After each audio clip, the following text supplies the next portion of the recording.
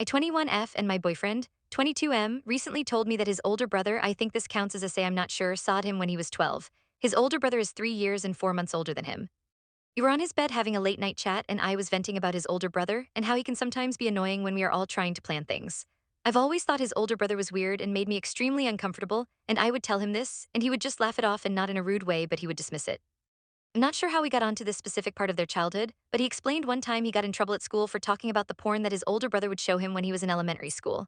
I remember him saying something about this to me months ago, been together 2 years coming February, about how someone in his family would make him watch porn videos with him when he was younger, but he never said the name at first.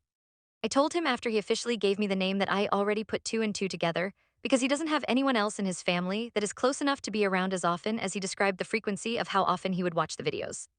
I told him I think this is a form of assault, and he started laughing a little, and I started laughing a little because we were both just awkward thinking about it.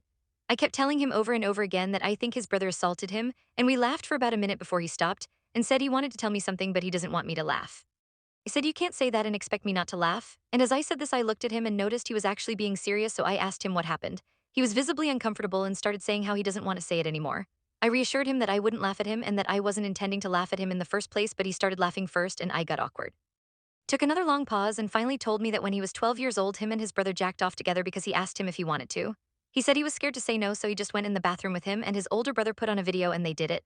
He said he wanted to stop in the middle, so he told his brother he wanted to leave, and his brother didn't say anything and he just walked out. As he was telling me this, his eyes started to get really red and watery, and he was awkwardly trying to laugh it off, but just looking at him, I could tell he was extremely uncomfortable reliving this and telling me about it.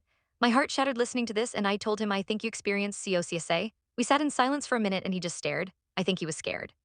I feel so bad, he told me on Saturday night.